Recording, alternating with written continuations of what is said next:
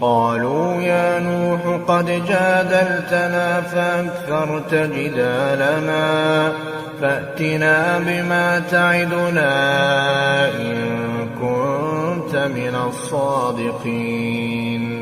قال إنما يأتيكم به الله إن شاء وما أنتم بمعجزين ولا ينفعكم نصحي إن أردت أن أنصح لكم إن كان الله يريد أن يغويكم هو ربكم وإليه ترجعون.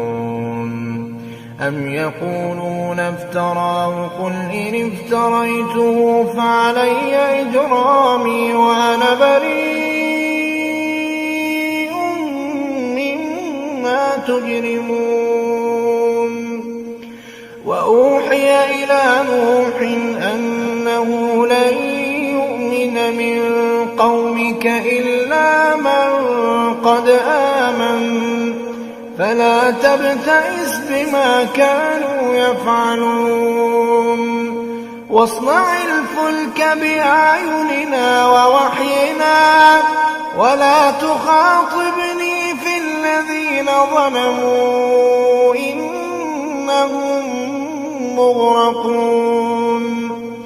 ويصنع الفلك وكلما مر عليه ملأ من قومه سخروا منه قال إن تسخروا منا فإنا نسخر منكم كما تسخرون.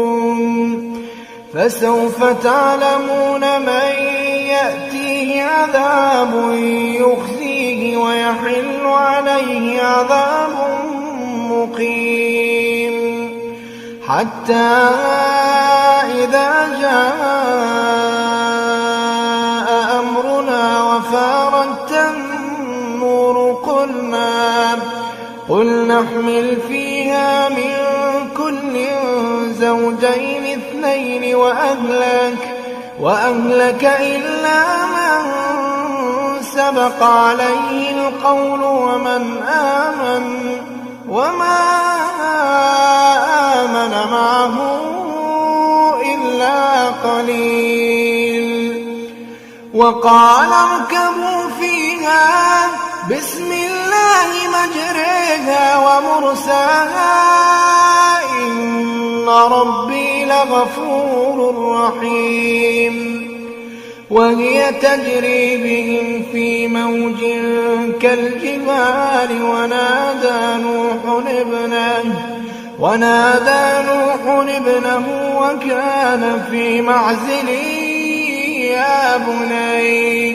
يا بني اركب معنا ولا تكن مع الكافرين.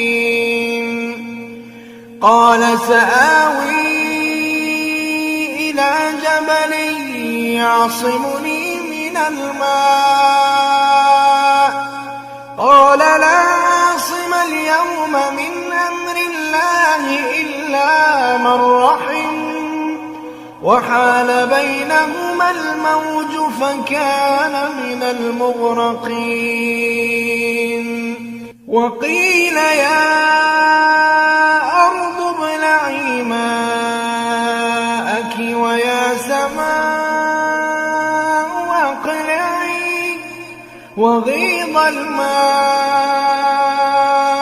وقضي الأمر واستوت على الجودي وقيل بعدا للقوم الظالمين.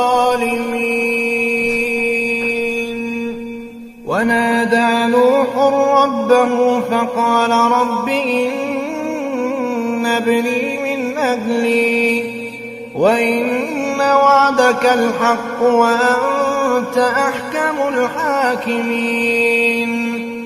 قال يا نوح إنه ليس من أهلك إنه عمل غير صالح فلا تسألني ما ليس لك به علم إني أعظك أن تكون من الجاهلين قال رب إني أعوذ بك أن أسألك ما ليس لي به علم وإلا تغفر لي وترحمني أكن من الخاسرين قيل يا نوح اهبط بسلام منا وبركات عليك وعلى ممن